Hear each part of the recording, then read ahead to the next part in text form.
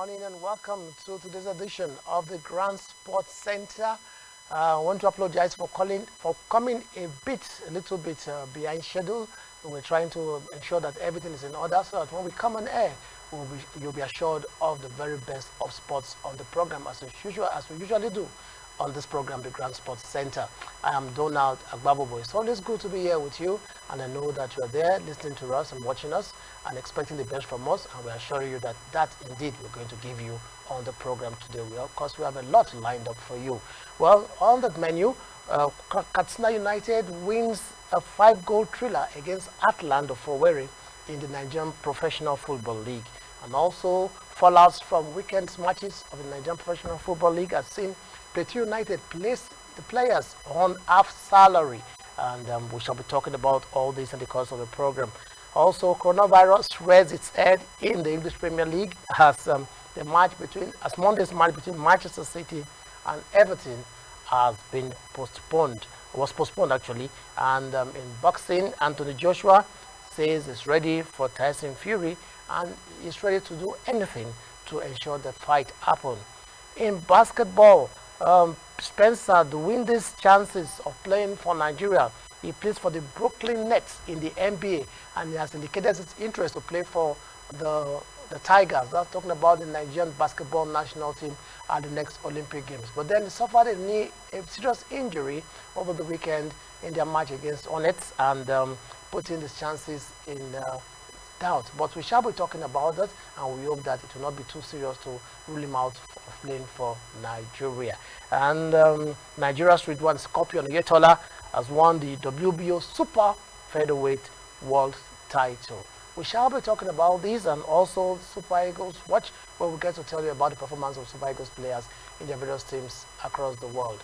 This and more we have for you on the program, so sit back and enjoy yourself with us. I have with me today Austin Arume. Austin, it's good to have you. It's always my pleasure to be here. And together, we hope to serve you the very best of sports on the Grand Sports Center for today. We'll take a short break, and when we come back, we'll go straight to the main issues of the day.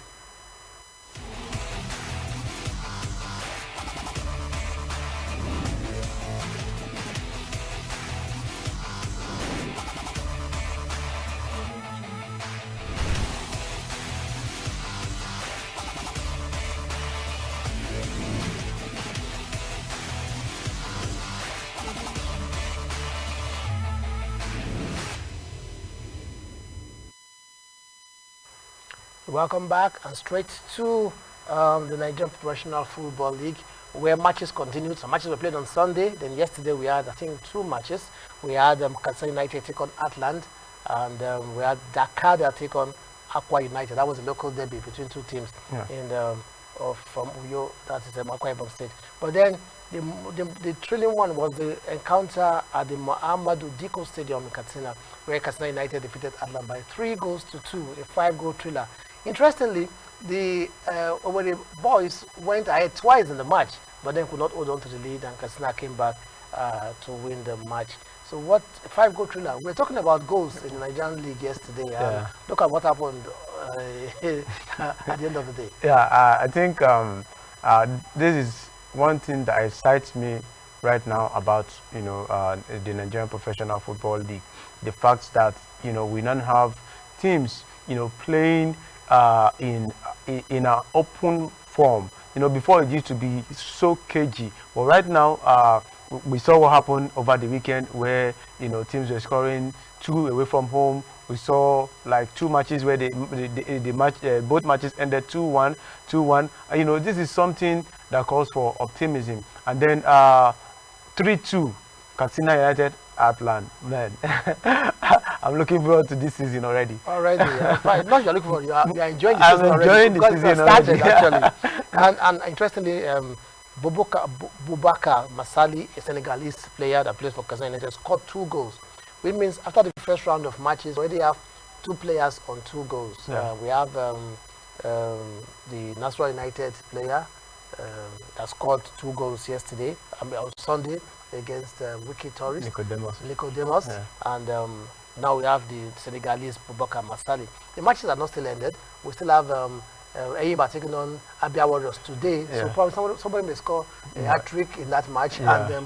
And also tomorrow we have Rivers United taking on Rangers International. Yeah. So still matches in the first round of more matches in the first round of fixtures to be played.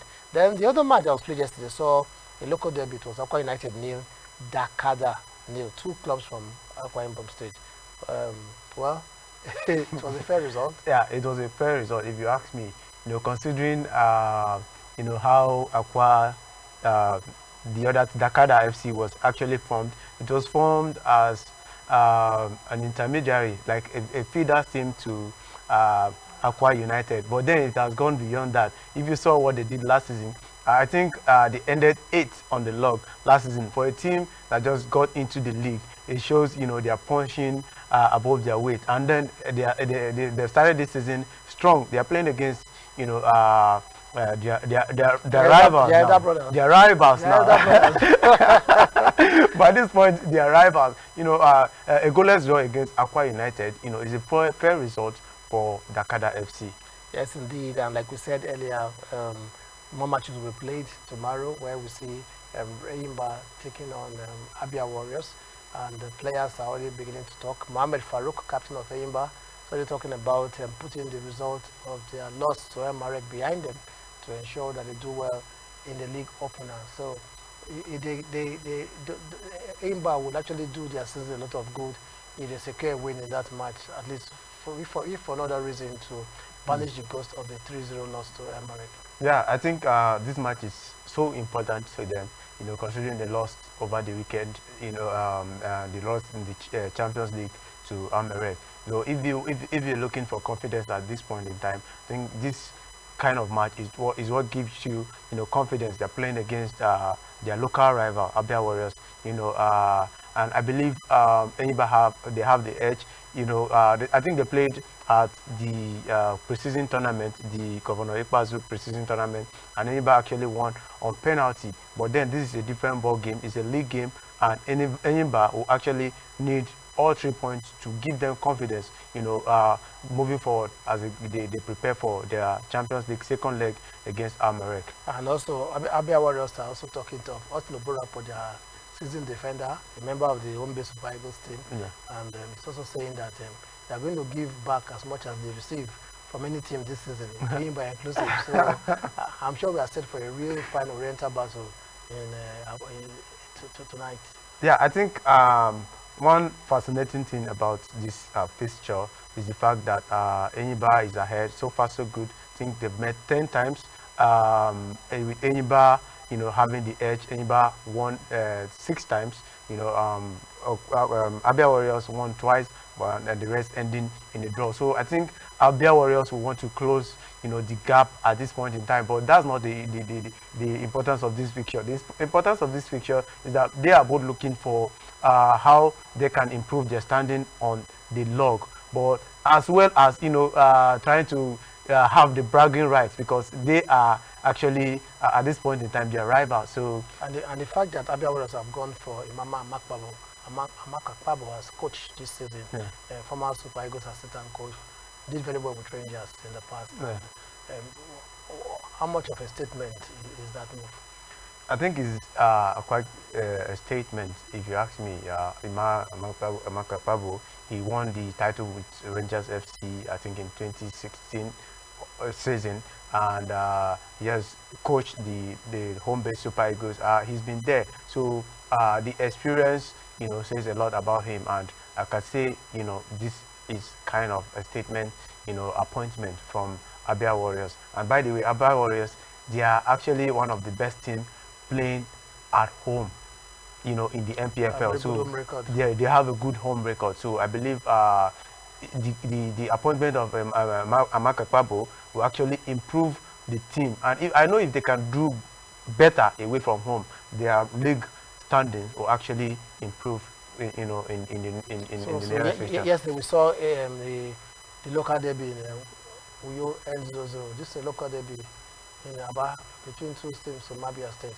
So, are we looking at a draw as well? I'm seeing the draw actually. I see this match ending in a draw because both teams they have a lot at stake in this game. Like you said, when they met at the Konekwe Azu pre-season tournament. It was a draw, but it just had to be decided by penalties. Yeah, yeah. So I guess they are evenly matched. Yeah, evenly matched. You scored Yes, first. indeed. It's still the Nigerian Professional Football League. We are not done yet. One of the fallouts of the weekend matches, talking about the first round of matches that played on Sunday, where saw Plateau United lose to Kwara United by 2-0 in Jos. Many of us were surprised it happened, and it's like it's happening once too many. They lost in their champion. No, they're out of the Champions League, CAF Champions League already, but they lost in the process of going out. They lost at home, and Simba of Tanzania came all the way from Dar es Salaam to beat Plateau United here in Jos by a long goal. And as if that was not enough, the league started. The Nigerian Professional Football League started on Sunday, and Kwara United, all the way from Ilori, went to Jos and also beat Plateau United by 2-0. So we saw some drastic measures coming, but none of us actually saw it coming. I mean, in this light, because the management of Plateau United have decided to cut the salary. I mean, to place the players on half salary, pending when the results improve. It is actually a wise move by the management of the team. Is that the best way to get the best out of the players? I don't know the reason, behind this decision. The reason is that they are losing at home. They are not supposed to lose at home, no. and they feel that the players are not measuring up enough. So, but if you ask me, I'll say there's another reason behind the reason for this decision. And what could that be? I feel probably they're not getting enough funds, to pay these players, and they're actually looking for a way to actually, cut down on their wage bill. If not, you are as a team. Okay. If they already have enough funds, yeah, to pay the players and see this as an opportunity to cut down on the wage bill, could we say that players have played into their hands? Because if they had won, maybe they wouldn't have had any cogent reason to have taken the step they took. Yeah, but the management of Plateau United, they are not actually, looking at this thing critically. You are, as a team right now, they are bereft of motivation. So at this point in time, cutting the players' salary is not supposed to be on the table. They are supposed to be looking for how to motivate these guys at this point. So cutting the players' wage. Cutting the players' wage at this point in time, I think it should be. I think it should be something. They have to review it. They have to review it. I believe they are on the wrong path here, and let them go back to the drawing table.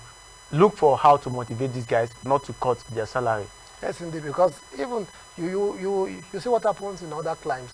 I've never seen players being placed on half salary because they lose matches. Most times, coaches bear the brunt of teams' poor performances, because at the end of the day, the buck stops on the table of the coaches. The players play to the coaches' instruction, and every other thing follows from there. So most times, it's the coaches, but in Nigeria, the players are the ones that actually are disciplined for poor outings. But then, if what the management actually decided is tempting to go by, probably they may have a bit of genuine reasons for taking this step they did, because they say the players actually feign injuries and pretend they miss trainings, and say that since they came back from Tanzania where they went to play the CAF Champions League matches, many of them have not been training properly, and there's so much indiscipline in the team. And probably in this light, you could say they may have a bit of reason. But then, does it also boil down to the fact that the players are not motivated? That's why these things happen? Yeah, I think that is exactly what we are saying. As a player, you don't have any reason to miss training whatsoever. You don't have any reason, to be distracted. But at this point in time, it shows that something is wrong with the club, at the background that we all don't know. If you have these problems, it means they are not doing some things right, and that's why we are having this right now. So cutting the players' wage should actually be shelved aside, if you ask me. All right. So much about the Nigerian Professional Football League. It's good to know that the Nigerian league, is giving us a lot to talk about, and this is what we're advocating for. That's why we've been clamoring for the league to start. Now it has started, and it's full of action. So many things happening on and off the pitch. So we'll continue to keep you posted on events in the Nigerian Professional Football League as the league progresses. We'll take another break, and when we return, we'll go into other issues. The English Premier League has once again had a game postponed because of coronavirus. And how long can this continue? Can this league actually come to a very logical conclusion with the way and spate of postponements we are having presently? Well, we'll talk about all these issues when we come back from the short break.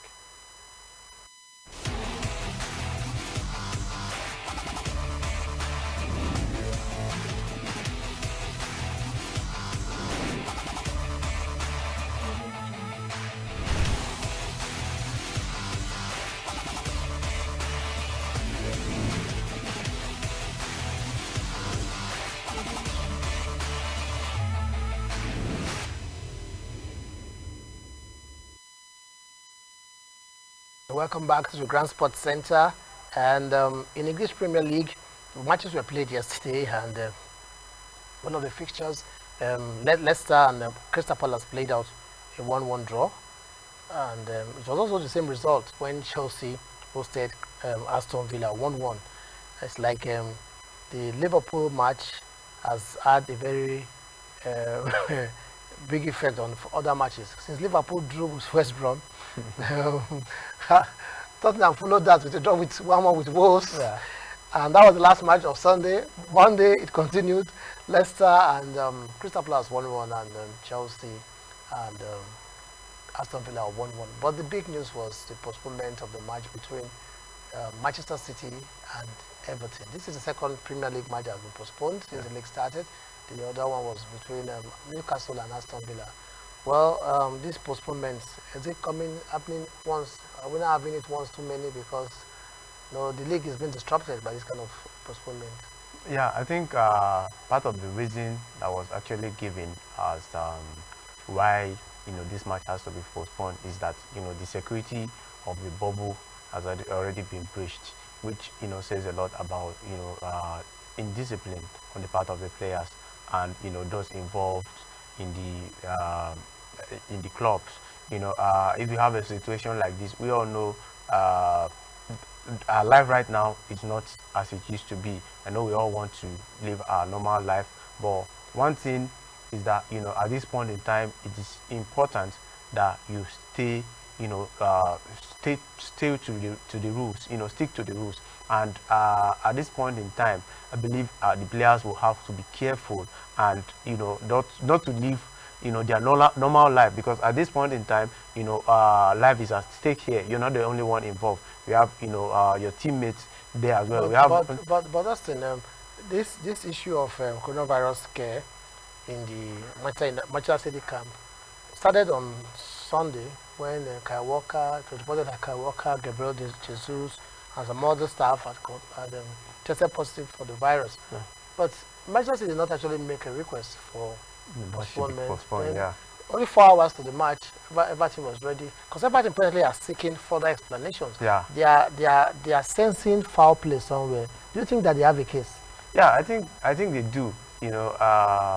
If you have a situation like this at hand, you are supposed to report beforehand, requesting for a postponement.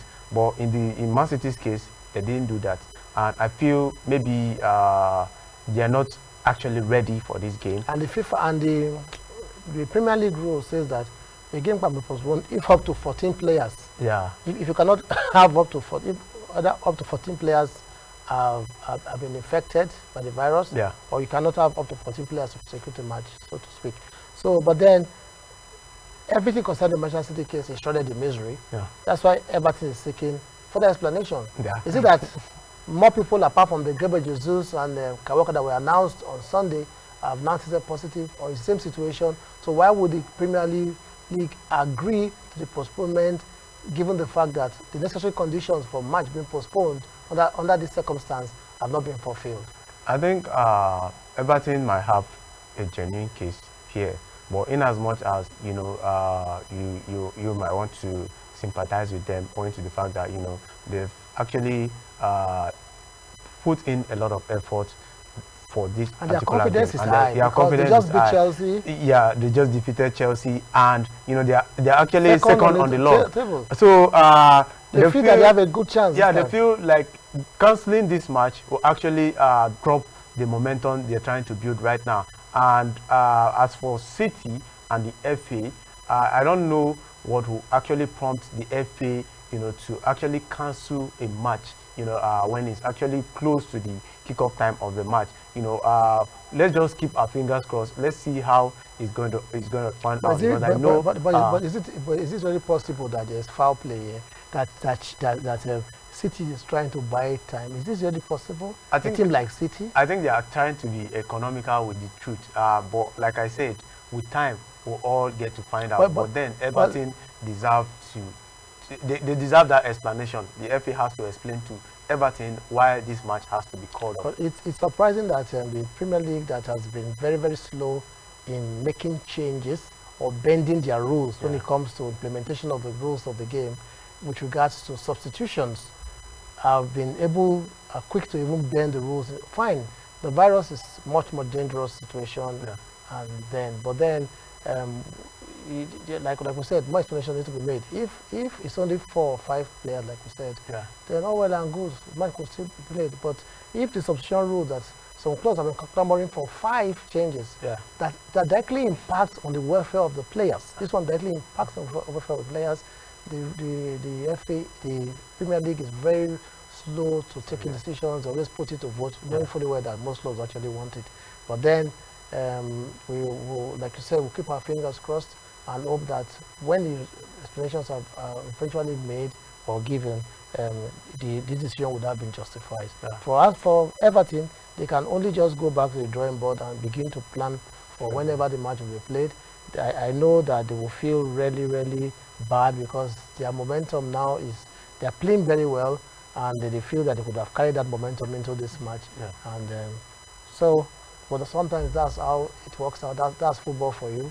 And sometimes it doesn't just work the way you planned. We'll take another break, and when we return, we shall be talking about basketball. The Nigerian Spencer Windy. That name sounds American, but it's a Nigerian. He was born to a Nigerian father in the US and plays for the Brooklyn Nets in the NBA. He says he wants to play for the Nigerian basketball national team. But then he had a very horrific injury at the weekend, and we hope that that injury will not be too serious as to prevent him from playing for Nigeria at the next Olympics. We shall be talking about this basketball superstar who has pledged his international allegiance to Nigeria after this break.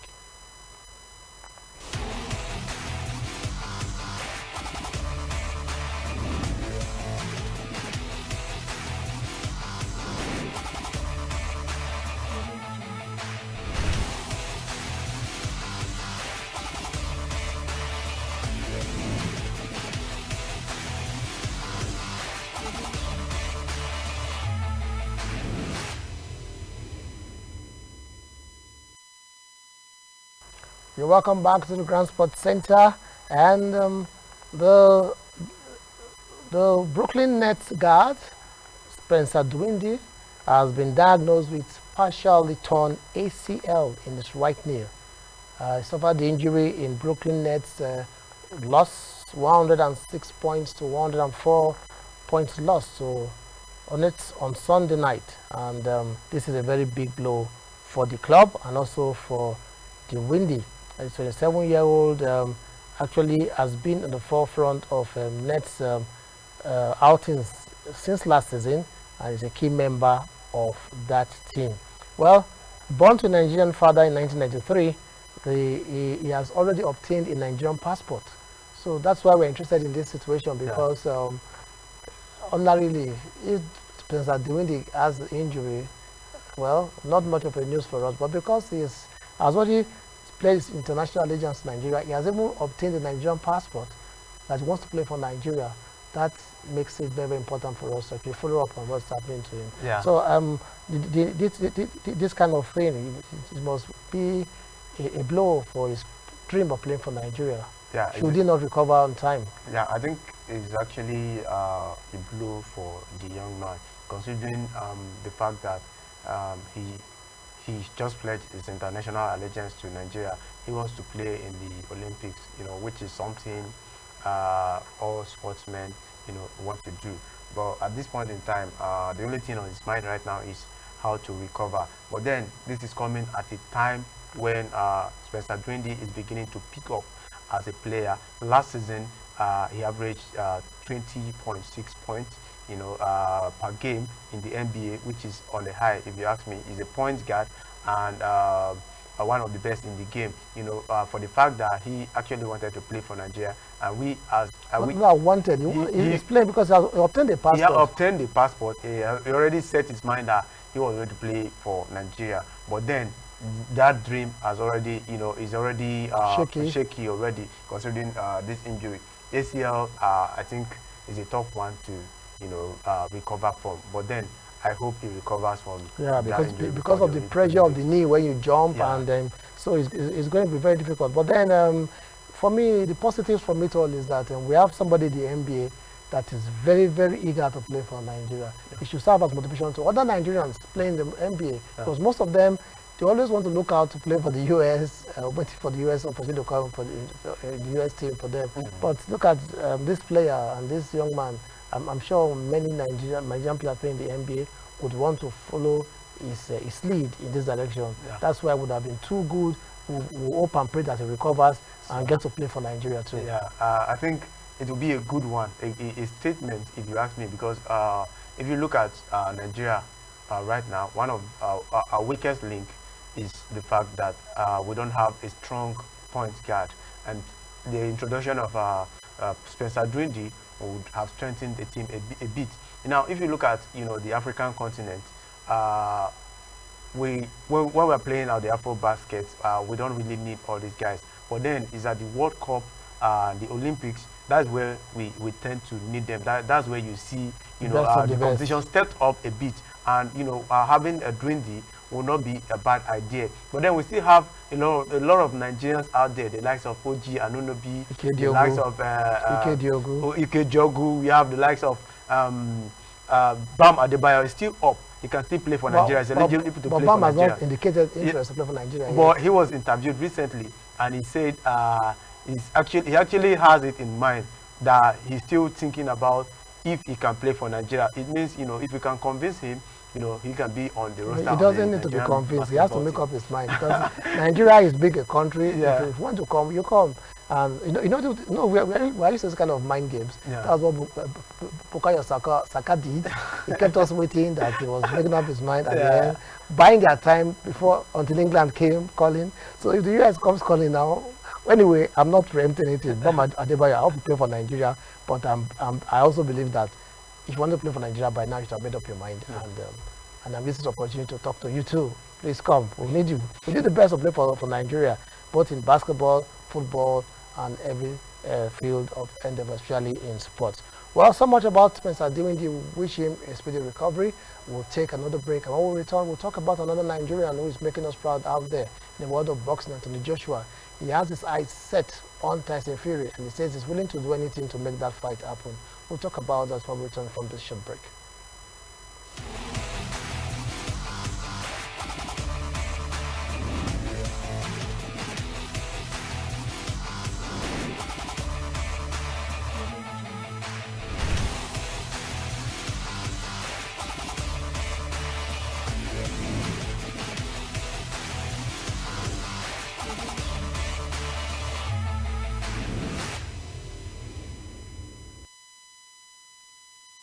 Welcome back to the Grand Sports Center. And Anthony Joshua, since his victory over Kubrat has been talking about the potential encounter with Tyson Fury. And he says he's ready to do anything to make that fight happen, even if it means dropping his WBO belt, because now it's a bone of contention. The next opponent is due to fight for the WBO belt is Alexander Usyk. And should Usyk not accept to step down for him to fight Fury, he may have to drop the WBO belt and to make that fight happen.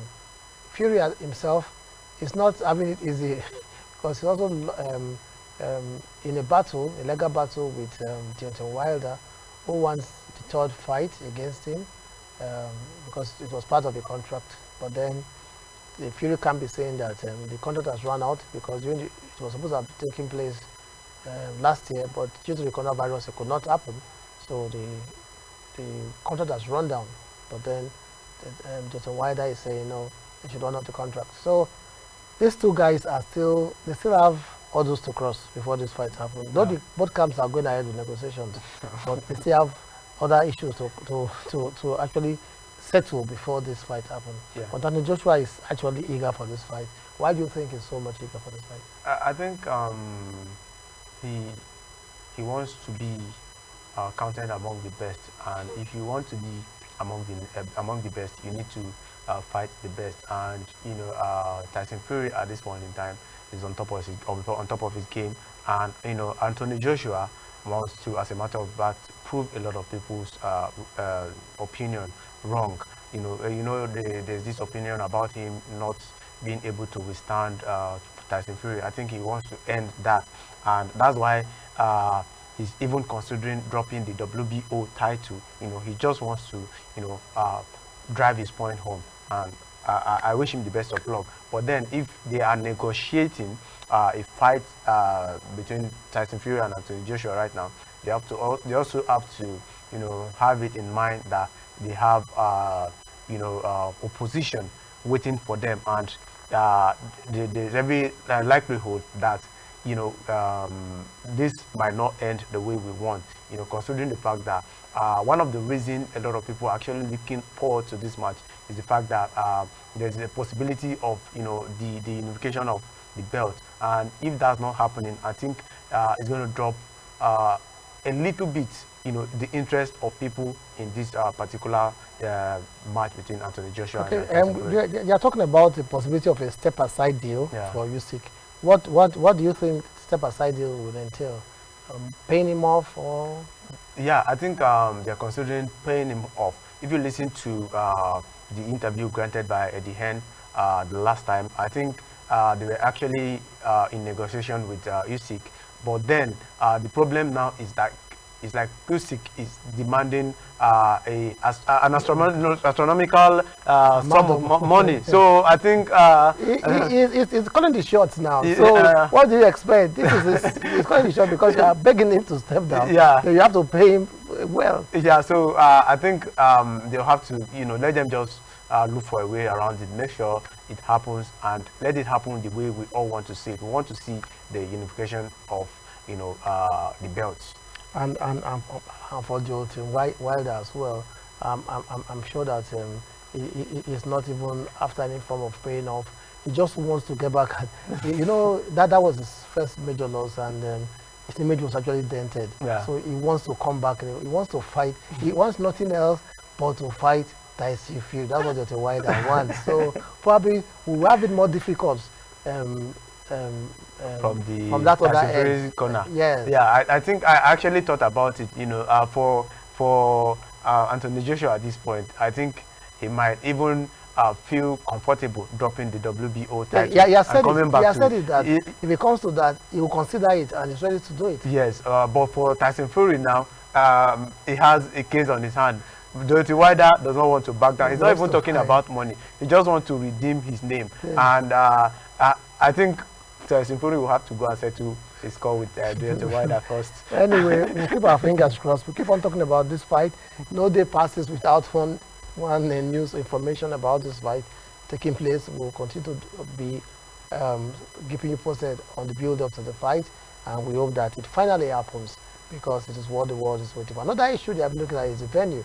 If you're talking about the Middle East, Saudi Arabia presented. Why Saudi Arabia? They said the money bags there. Yeah. They are calling the shot too. Yeah, I think Saudi Arabia at this point is actually, they're looking at the financial side, because if you're going to fight in Saudi Arabia, you earn more money. And Anthony Joshua actually made it clear the other time that he's ready to take a pay cut just to fight in the United Kingdom. But then he's not the one calling the shots. The promoters are the ones calling the shots. So if they have more, if they have one more money in Saudi Arabia, yeah, I'm sure that they will go there. They'll go to Saudi Arabia. And as a boxer, you don't have a choice. You don't have a choice. You sign your contract, you have to know it. Yeah, that's the case here. So for Joshua, he does not have a choice. If they said he's going to fight in the United Arab Emirates, you know, all he has to do is just go there and fight. Exactly. Exactly. So, like I said, we'll continue to keep you posted on this fight and hope that it finally happens. It's still the Grand Sports Center, but we'll take a break now, and when we return, we shall be also, before we actually take the break, honestly, there's a Nigerian that we need to actually praise and give credit. His name is Scorpion. His name is Ridwan Scorpion Oyekola. He won the WBF Super Featherweight World Title at the weekend in Ibadan. He defeated Argentinian Mateus Montesino Lucas to win that title in Ibadan. So a Nigerian is now the IBF Super Featherweight Champion of the world. Did you hear me well? I said the Nigerian is now the Super Featherweight, IBF Super Featherweight, WBF, sorry, Super Featherweight Champion of the world. And it all happened in Ibadan over the weekend. Well, a Nigerian doing us proud. Once again, and here we are. Nigerian boxing is actually coming to life in the country. Yeah, I think Nigerians want to dominate the world as far as, you know, their sports is concerned, and boxing, you know, in recent times, and the UFC as well. For Ridwan, I think this is just a starting point for him. He can actually, you know, go on to win more titles. Kudos to Ridwan, you know, for making Nigeria proud. And they are drawing the analogy of the fact that it was the same Ibadan where the Tiger 57 years ago actually won this WBC middleweight championship by knocking out America's Gene Fullman in the 7th round. Yeah. That was 1963. So it's like history is repeating itself. City of Ibadan holds a special place in boxing in Nigeria. Yeah, I think it's history repeating itself. You know, the Tiger actually won there, and Ridwan now winning there. I think we should actually stage more matches there. For a long time, with due respect to Ibadan, for a long time, City of Ibadan has been in the forefront of promoting boxing in Nigeria. We know the Mr. Ayegbeni, who had this the Rovans Hotel. Yeah. He was promoting boxing for a long time, single-handedly, yeah. And for a long time he was championing the cause of keeping boxers busy and also giving them opportunity to showcase their skills, and that's City of Ibadan. So kudos to the City of Ibadan. We hope that the Nigeria as a nation should be able to harness this unique opportunities that Ibadan presents as regards boxing. Just like we had a few years ago with Bayelsa with wrestling, due to the influence of the present chairman of the Nigerian Wrestling Federation that won for Canada, Igali. So at some point, Bayelsa became the breeding ground for wrestlers in Nigeria. So Ibadan has been there for boxing for a long time, only that we've not actually given it that full recognition. So maybe the sports authority should actually look at what makes boxing strive in such cities and put set modalities in place to encourage more, so that more and more of athletes, boxers can be encouraged and be groomed and produced from this kind of areas. So kudos once again to Oyetola Scorpion Oyekola, and it's really a scorpion, I must say. Must have stung the Argentina Mateus Montesino real bad. So he's now the WBF Super Featherweight Champion. Wish him good luck. We'll take another break, and when we return, we shall be doing talking about the Super Eagles watch, as we take a look at the performance of Super Eagles players for their various clubs across the world.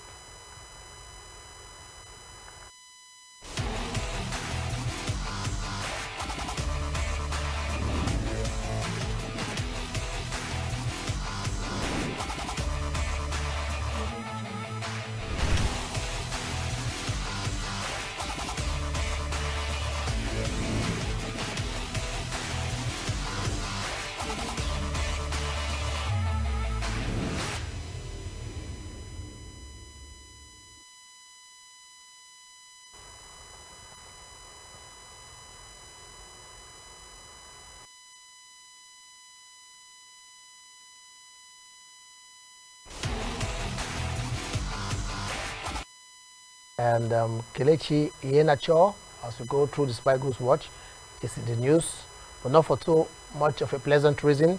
He was he started for Leicester, a red start for him in their match against Crystal Palace yesterday, and the match ended 1-1. But Kelechi Iheanacho in the 20th minute had opportunity of scoring when he was given the opportunity of taking the penalty awarded to Leicester, but the penalty was saved by Crystal Palace goalkeeper Vincent Guaita, which means Kelechi Iheanacho, his first start in the league for Leicester this season, actually could not find the back of the net.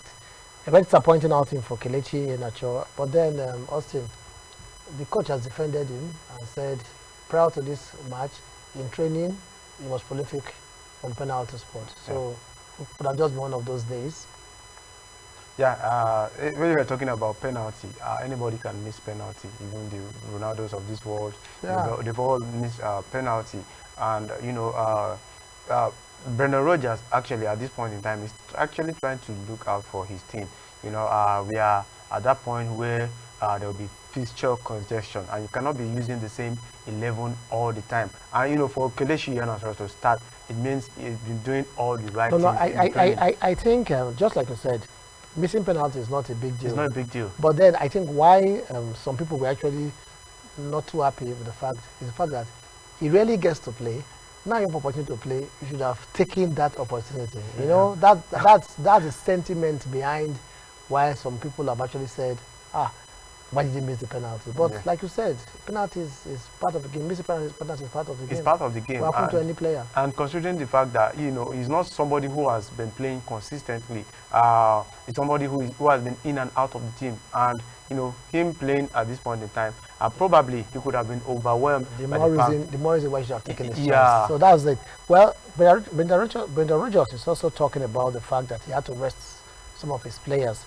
Wilfred Ndidi for one was an unused substitute. Chebe Vardy, even James Maddison wasn't even listed for the match. And it says, just like we were saying earlier, fixture congestion. But is this justifiable reason? Because you are chasing the league title, you need to use your best players at all time. Because if they had won yesterday, they would have even been on the same point with Liverpool.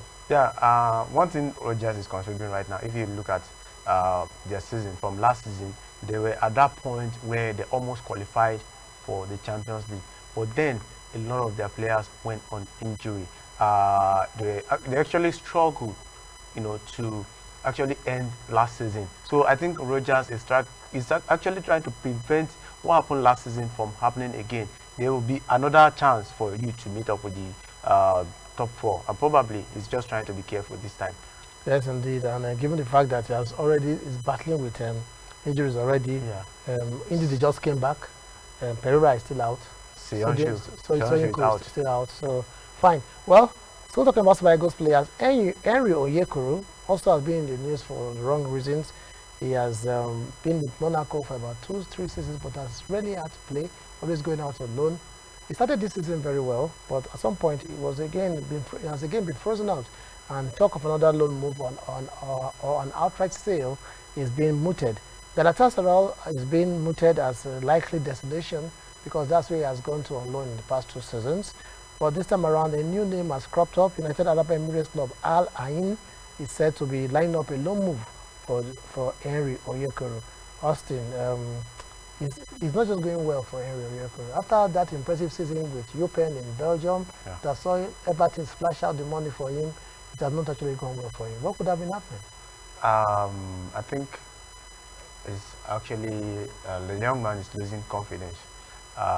I don't think he actually believes himself at this point in time. And when you've gotten to this point, you know, I think you actually need to discover yourself again. If you're going to a club in the United Arab Emirates at a very young age, when you're supposed to retire in the United Arab Emirates, you know, it shows, you know, something is wrong. It's not confirmed. They are lining up. Maybe they're interested in taking him, but the fact that they're interested means that it's available to go there. Anyway, another young player that is actually making waves in Europe is Paul Mokairo of Anderlecht. We rarely get to talk about him, but he's playing regular for Anderlecht. He scored over the weekend for Anderlecht in their 2-0 victory over Beerschot. and that's the second goal. For this season, he has scored 2 goals and 3 assists. So he has been involved in 5 goals for under the G season. Young man of about 20 years old. He's on loan from Turkish side and Sport. So this is a young player, another young player making it in Europe. Yeah, I think Belgian league is actually a good place to start if you are a young player coming up, and you can actually build your profile from the Belgian league and move. It actually has been very good for Nigerian players. Yeah. The likes of Ndidi all started from there. They all started from there. We can see what Paul Onasho is doing in the Belgian league. So at this point in time, if you're playing in the Belgian league, it actually takes away that pressure.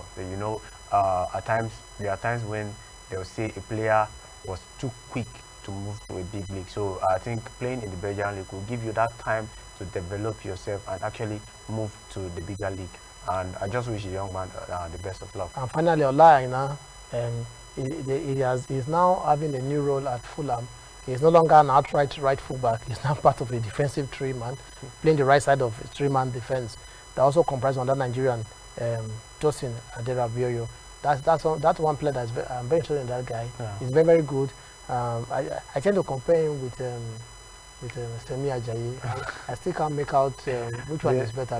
They actually similar. But I think Tosin has something about him that I really appreciate. But then this is about Olaina. It says he's happy playing that role as a right-sided player in the three-man defense.